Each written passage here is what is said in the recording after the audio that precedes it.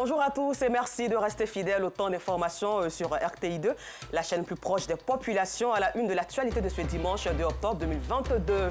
La Côte d'Ivoire est belle et regorge assez de potentialités touristiques. Nous découvrirons l'une d'entre elles, la forêt du Banco, le poumon vert de la ville d'Abidjan. Et puis au Burkina Faso, depuis hier, des institutions françaises prises pour cible par des manifestants. Encore merci à vous de nous suivre sur RTI2. C'est le tout premier parc du pays, le parc national du Banco, est l'ensemble de forêts denses avec une superficie de 3438 km². Il dispose également d'une faune riche et diversifiée. Poumon vert de la ville d'Abidjan, ce parc est aussi considéré comme le réservoir hydraulique de la capitale économique du pays. Le parc national du Banco, connu aussi sous le nom de forêt du Banco, figure en bonne place sur la longue liste des sites à visiter en Côte d'Ivoire. Nos reporters Nour Sangaré, Gilles Tonian et Seydou Ouattara ont fait une incursion dans ce parc. Le reportage est commenté ici par Pagassoro Kone de Matongui. Bienvenue dans le parc national du Banco, le seul parc situé en plein cœur du district d'Abidjan, la capitale économique de la Côte d'Ivoire. Bonjour monsieur, soyez le bienvenu au parc national du Banco. Nous sommes très heureux de vous accueillir ce matin et ensemble je crois que nous allons avoir l'occasion de visiter la biodiversité qui existe au sein de notre aire protégée. Donc je vous invite à y aller.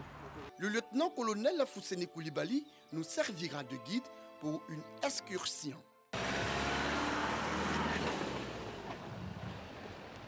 Érigé en parc en 1953, la forêt du Banco est le tout premier parc national du pays avec une superficie de 3438 hectares, soit 34 038 km². L'ensemble du parc national du Banco est essentiellement composé de végétation naturelle. Il n'y a qu'à certains endroits que des essences ont été plantées, notamment les espèces exotiques, c'est-à-dire celles qui ne sont pas natives de notre pays, qui ont été ramenées de par le monde entier de certaines régions chaudes telles que le bassin du Congo, l'Amazonie. Et donc on a des essences exotiques comme ça qui sont venues de ces régions chaudes-là pour y être plantées. Mais hormis cela, le plus grand bloc de végétation du parc national du Banco est tout à fait naturel. Le parc dispose des réseaux de pistes de 85 km, dont 40 km bien aménagés. Des pistes fréquentées par de nombreux visiteurs pour des randonnées pédestres ou à vélo. C'est le cas de ces jeunes venus passer le week-end dans le parc. On avait attendu beaucoup de gens qui parlent de Banco, et alors on voulait venir voir pour faire le truc un peu écologique et juste pour voir ce qu'il y a à Abidjan. Et franchement, c'est super. On a déjà fait des randonnées à pied dans d'autres endroits, mais venir au Banco ici à vélo chaque fois, une fois par mois ou 2 fois par mois, ça nous fait vraiment plus de bien. Déjà, le vélo, c'est bien pour faire du sport. Le parc national du Banco est un ensemble de forêts denses humides.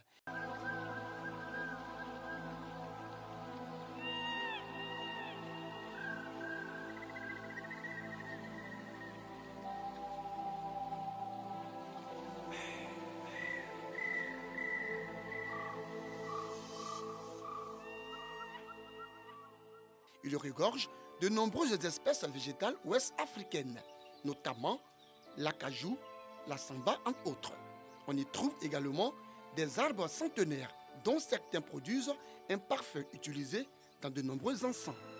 Poumon vert de la ville d'Abidjan, le parc national du Banco est aussi le réservoir hydraulique de la capitale économique. L'eau de pluie qui se déverse sur cette étendue-là ne va pas avoir tendance à ruisseler comme on peut le voir ailleurs de par les toitures ou bien dans les rues de nos quartiers. Mais l'eau de pluie qui va tomber sur le parc va avoir tendance à s'infiltrer, à recharger la nappe phréatique, laquelle nappe peut ruisseler sous forme de cours d'eau, de ruisseaux souterrains. La société de distribution d'eau possède 29 forages disséminés autour du parc. De sorte à pouvoir capter ces eaux souterraines qui ruissellent là et qui ont été piégées à partir du parc national du Banco et ravitailler la ville d'Abidjan en eau potable. Et c'est ce qui nous amène à dire que le parc national du Banco est non seulement le poumon vert, mais également le réservoir hydraulique de la ville d'Abidjan. Le parc dispose également d'une faune riche et très diversifiée.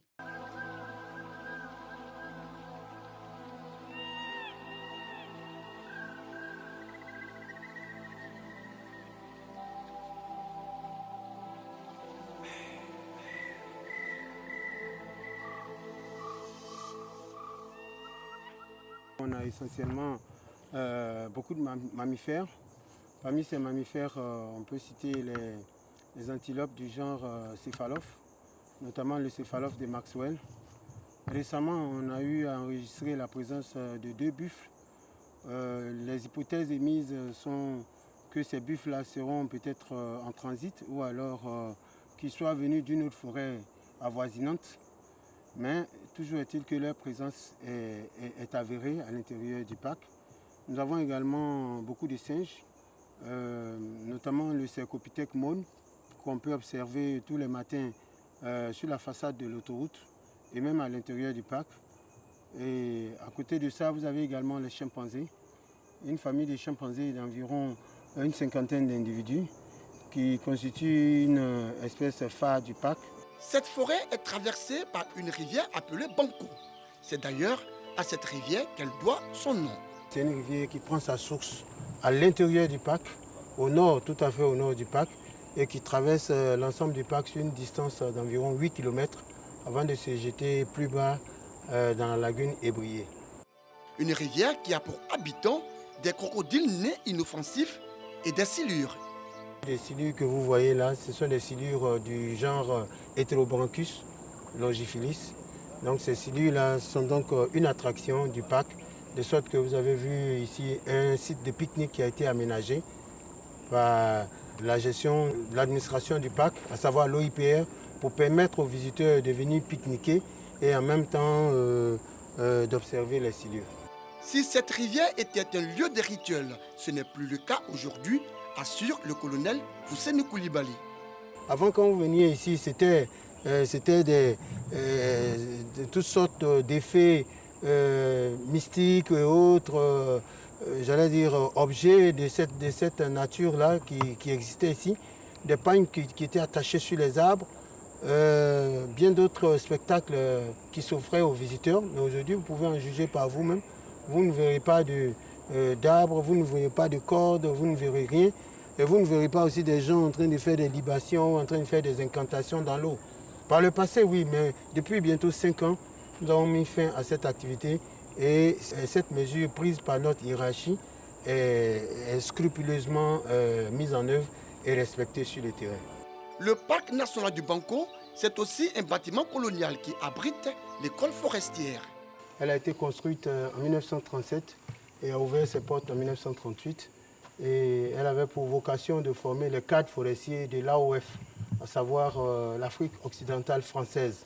Donc pendant des décennies, c'est ici que se formaient les cadres de l'Afrique de l'Ouest en matière de foresterie. Et il y avait des étudiants qui venaient également du Congo, d'autres pays francophones, hormis ceux de l'AOF. Autre attrait touristique du parc national du Banco, le musée écologique, un site d'éducation environnementale. Nous recevons les enfants, des écoliers, des lycéens et même des étudiants qui viennent ici, soit accompagnés par leurs professeurs, leurs encadreurs, soit invités par nous, de sorte à échanger avec eux sur tout ce qui a trait à la biodiversité. Ces musées disposent d'une salle d'ossement d'éléphants, d'hippopotames, de chimpanzés et de crocodiles. À travers ces pièces osseuses-là, dont la plupart sont issues d'actes de braconnage. Et donc c'est une manière de sensibiliser, d'attirer l'attention du public de façon générale et particulièrement des tout-petits sur la nécessité de préserver les animaux. Fort de ses atouts, le parc national du Banco figure en bonne place sur une longue liste des sites à visiter en Côte d'Ivoire.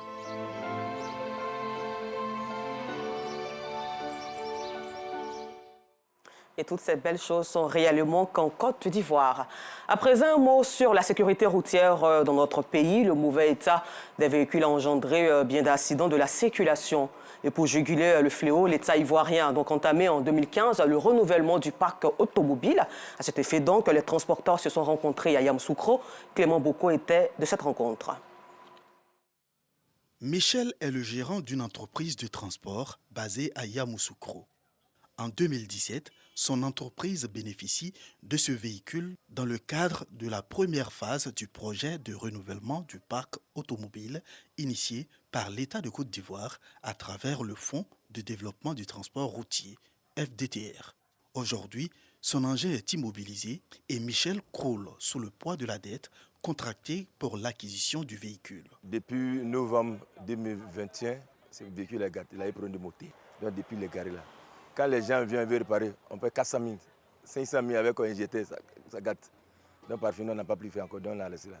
Avant qu'il n'avait pas gâté, il payait très normal. Mais quand c'est gâté, il n'a pas pris. Là, on a problème avec Michel n'est pas seul dans ce cas. Yaoundri, transporteur également à Yamoussoukro, traverse les mêmes difficultés. Nous-mêmes, on voulait payer un moteur pour mettre dedans. Ils ont dit non, que la voiture, c'est garantie. Que si on met un moteur dedans, moteur qu'on va donner là, il ne peut pas prendre la garantie. Parce que c'est un moteur qui a fait au moins 5 ans, 6 ans ou bien 10 ans, on ne sait pas. Donc si on met dedans aujourd'hui que demain, c'est gâté encore. On va dire quoi? Donc eux-mêmes disent vont trouver un moteur pour nous donner. Depuis là, ça est là. Avec ces difficultés rencontrées, la deuxième phase du projet a pris du retard. Les transporteurs se sont alors donné rendez-vous à Yamoussoukro pour élaborer des stratégies. Nous avons décidé d'organiser une réunion extraordinaire au sein de cette coopérative en réunissant tous les présidents des coopératives des différentes régions qui sont bénéficiaires de ce renouvellement du parc automobile initié par l'État pour amener les uns et les autres à pouvoir s'acquitter de leur recouvrement auprès de la COPEC afin que, au moins, nous puissions quand même rester crédibles vis-à-vis de l'État et en même temps amener l'État à pouvoir s'occuper de la deuxième vague de distribution de ce renouvellement du parc automobile. Présent à cette rencontre, le représentant du concessionnaire Ashok Leland, la COPEC qui a financé le projet et le FDTR. La première phase, on a eu des véhicules qui n'étaient pas forcément adaptés à notre environnement, notamment le car de 27 places avec un moteur de type Euro 3 qui n'est pas adapté. Aujourd'hui, il y a d'autres types de véhicules que si la seconde phase est bien sûr reconduite par M. le ministre des Transports, on pourrait prendre en compte des véhicules mécaniques auxquels les mécaniciens sont habitués et d'autres types de véhicules, même de gabarits plus importants, des cars de 50 places et plus que ça. Donc les mesures sont prises. Il appartient aux transporteurs de payer les traites de cette première phase-là pour que le ministre soit fort pour aller défendre le dossier auprès du président de la République, du Premier ministre et du président de la République. Après une journée de réflexion, les transporteurs se sont engagés à faire diligence auprès des autorités compétentes pour que redémarre le projet de renouvellement du parc automobile en qui ils fondent beaucoup d'espoir. Culture, sachez que la 7e édition du prix international des musiques urbaines et du coupé décalé Prumude va se tenir le 6 novembre prochain dans un complexe hôtelier, une cérémonie de distinction qui vise à célébrer les acteurs du monde culturel ivoirien. Plus de détails avec Nour Sangaré et Clément Boko. Qui succédera à l'artiste Kérosène, vainqueur de l'édition 2021 du prix international des musiques urbaines et du coupé décalé Prumude? La réponse le 6 novembre prochain au Sofitel Hôtel Ivoire. Pour la 7e édition de cette cérémonie de distinction des acteurs du monde culturel, 500 artistes répartis dans 29 catégories ont été retenus selon le commissaire général Soumaoro Mouri Ferré. Les artistes qui sont nommés, c'est les professionnels du showbiz qui les nomment. Quand on parle maintenant de qui gagne, 20% par Internet, 40% par SMS, 40% les membres du jury qui sont découverts que le jour de la cérémonie. 6 genres musicaux signent leur retour dans la compétition dans la musique tradie moderne. C'est une façon de reconnaître qu'en Côte d'Ivoire, la musique tradie moderne a sa place sur le plan national et même international. Je veux 10 000 kilos de vos amours. Pardon, donne-moi 2 000 kilos. En tout cas, je souhaite gagner, être la première. Donc, j'invite tous mes fans à voter massivement. Le vainqueur de cette édition repartira avec une villa de 200 millions de francs CFA et bien d'autres récompenses pour les nominés. Avant d'aller dans les prix, tous les artistes sont cette année qui sont nominés sans avoir gagné, ont gagné déjà une assurance de 1 an. Tous les artistes qui sont nominés sans avoir gagné ont une réduction de 500 000 francs pour s'acheter un taxi pour devenir auto-entrepreneur. En marge des distinctions, des artistes venus de divers horizons se sont produits en spectacle cette soirée.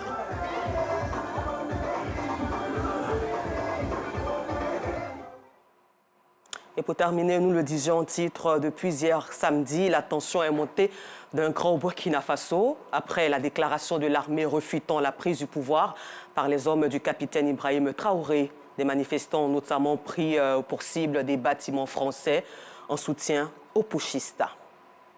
Voilà, c'est tout pour aujourd'hui. Encore merci à vous et bonne suite de programme sur RTI2, la chaîne plus proche des populations.